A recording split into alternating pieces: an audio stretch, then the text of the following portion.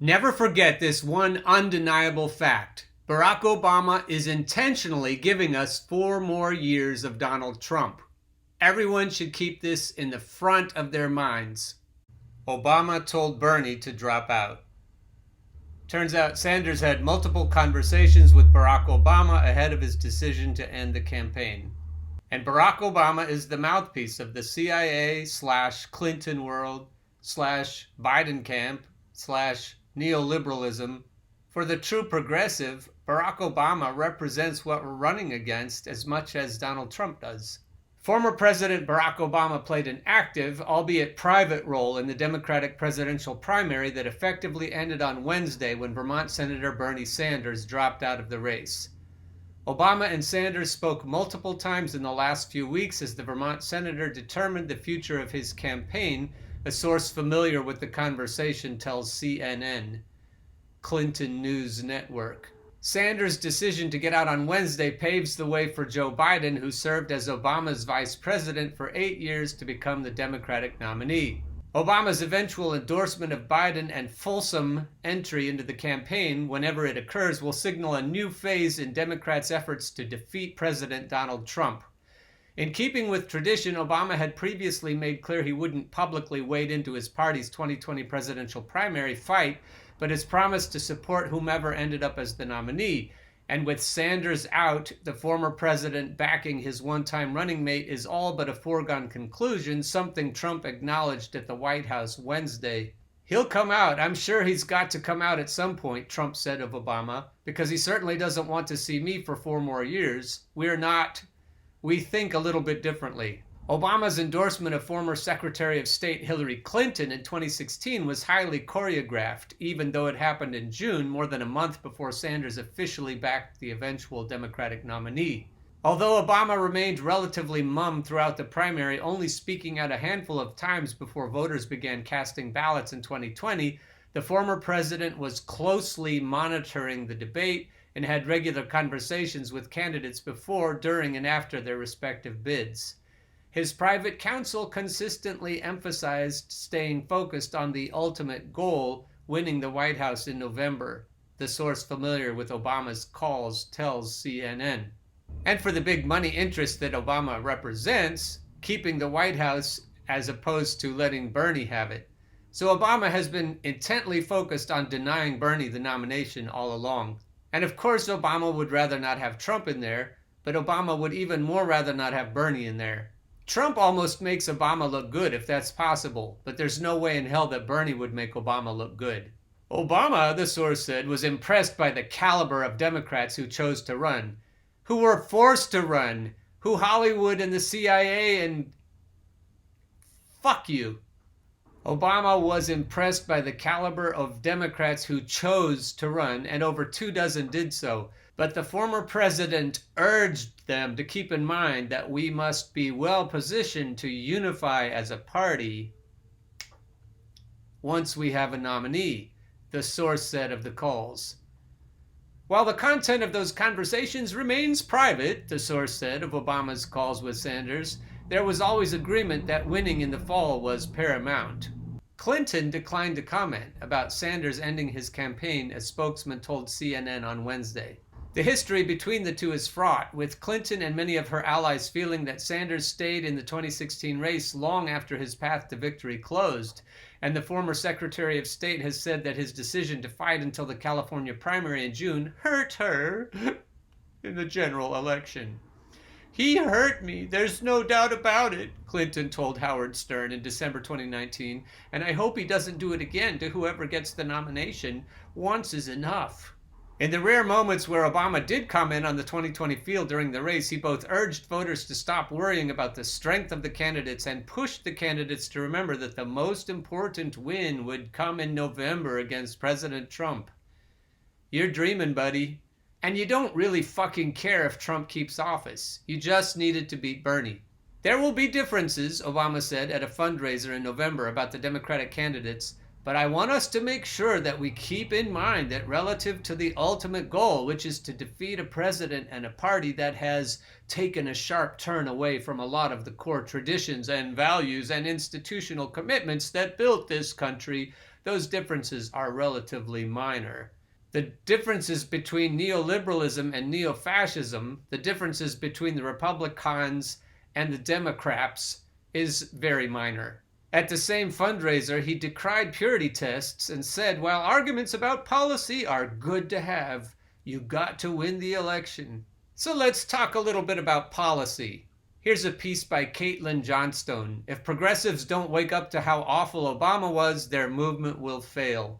Could you ask for a more perfect bookend to Obama's blood-soaked neocon abortion of a presidency than his receiving $400,000 to give a speech at a healthcare conference organized by a Wall Street firm? My God, I hate every single thing about every single part of this. Let me type that out again in segments so we can really feel into it. $400,000 for a former president of the United States to give a speech at a healthcare conference organized by a Wall Street firm. Why are Wall Street firms organizing motherfucking healthcare conferences, one might understandably ask? And why are they hiring the man who just completed an 8-year war on progressive healthcare policy and a torrid love affair with Wall Street criminals?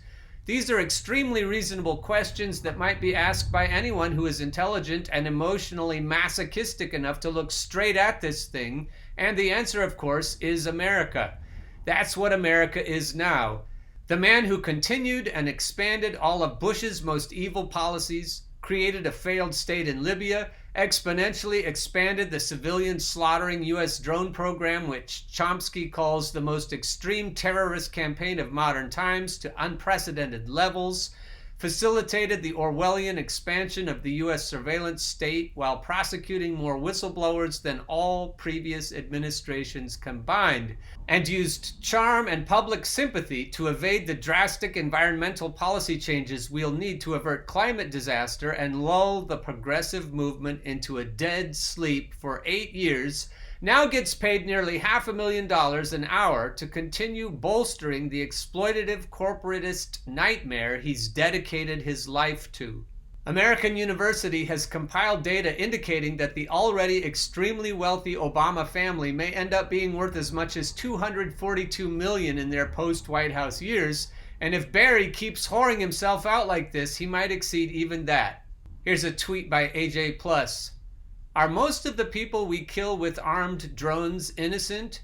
This former U.S. Air Force tech says yes. Confessions of a drone tech. Anyone who's familiar with my work knows that I harbor markedly less affection for Hillary Clinton than I do for malaria-infected mosquitoes, but I still find it annoying how clued in people on the anti-establishment left are to how horrible she is while still maintaining a degree of sympathy for Obama. There's a general awareness that Obama was far from perfect and did immoral things, but you rarely see the same vitriol and disdain for him as you do for Clinton on the left, which is absurd because they are the same monster. This needs to change before there can be any forward movement on the progressive front. Unless we get crystal clear that these democratic neocons are unacceptable, they're going to keep finding political influence among our ranks. So Kate was prescient because she wrote this in 2017 and Obama is still fucking things up now.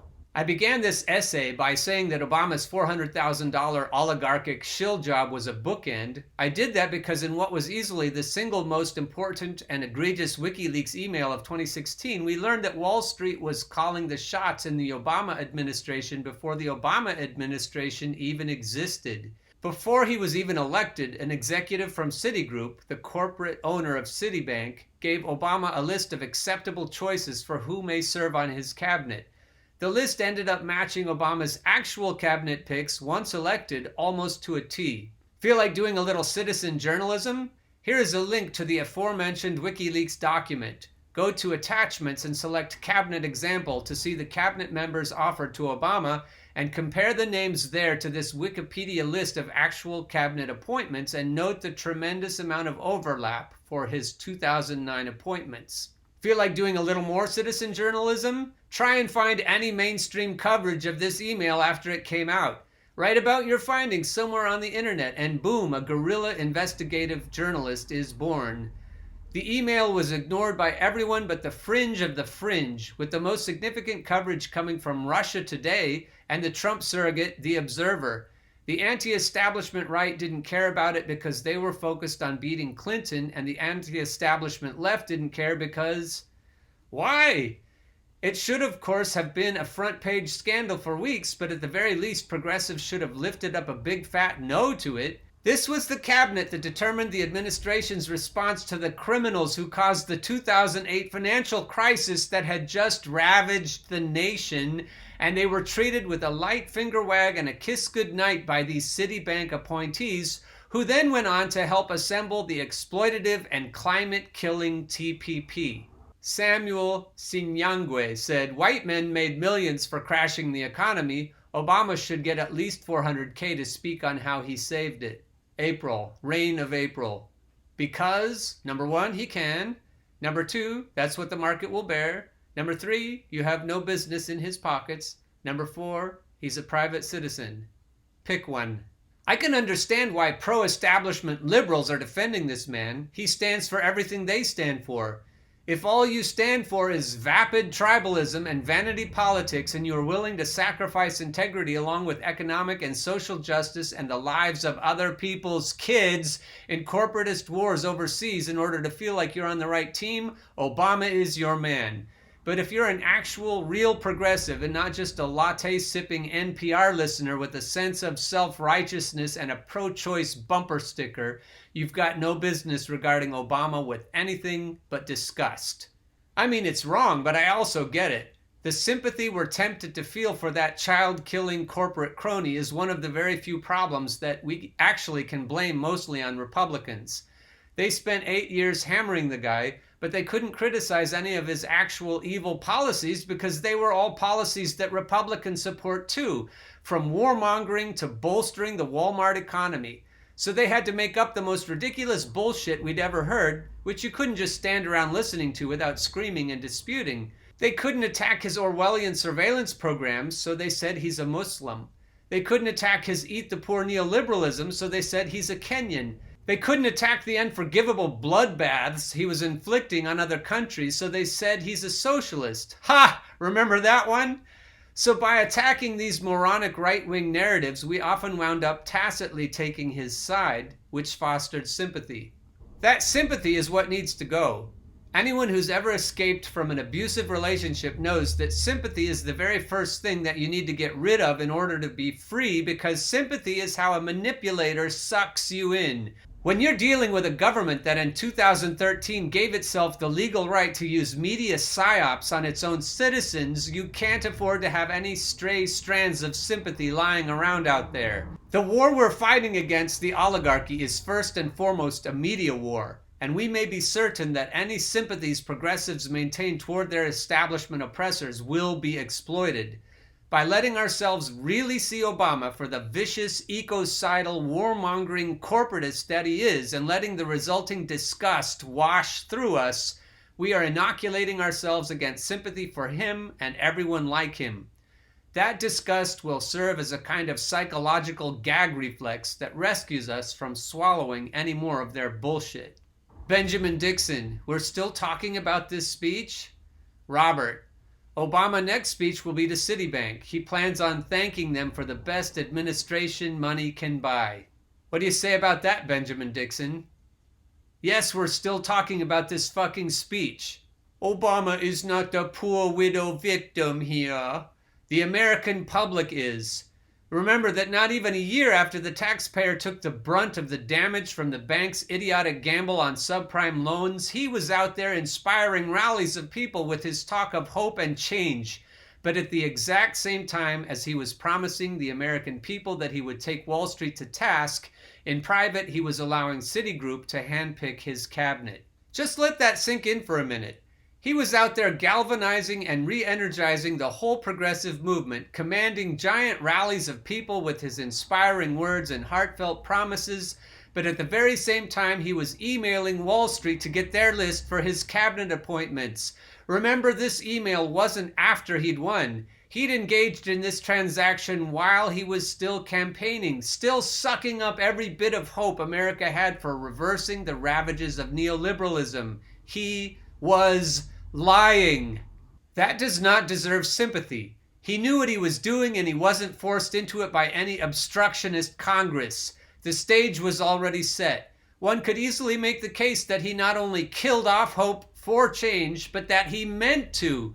That the whole thing was deliberate from the start and that he meant to magnetize any hope left in the bruised and abused population and suck it into the vortex forever, leaving everyone despondent and without hope. But one thing's for sure, he certainly never intended to give America the changes he was promising. Ever. The Citigroup email proves that beyond a doubt. And now he's out there raking in the cash. So I do not weep for Obama, and neither should you. And then I told them whistleblowers should be thanked and protected. Ah, ha, ha, ha, ha, ha. A friend of mine who has a background in Alcoholics Anonymous once shared with me her view that the majority of 12-steppers are actually pre-step 1, that most of them really haven't grokked into how powerless they are over their addiction in any meaningful way. Well, I see rejecting Obama as step 1 of fighting the progressive revolution, and I think it might be possible that a majority of progressives haven't fully done that yet. Some of my readers will have already worked their way down this rabbit hole and processed what needs to be processed, while many others will find it a bit confronting, but I think everyone can benefit from a little more Obama hate. We must never go back there. We must unequivocally reject anyone who would take us back there. We don't get to keep him. We don't get to keep the first black president. We don't get to let that be ours. We have to reject it in the same way we'd have to reject the first female president had Hillary won. Any pride in him, any benefit of the doubt because of his place in history is an obstacle to judging his true behavior for what it is, as it is. I do sincerely hope that there can one day be presidents who transcend racial barriers and shatter glass ceilings and also do their best to advance a pro-human agenda, but Barack Obama was no such president. He's not ours. Kick him out. Never forget this one undeniable fact. Barack Obama is intentionally giving us 4 more years of Donald Trump. Everyone should keep this in the front of their minds.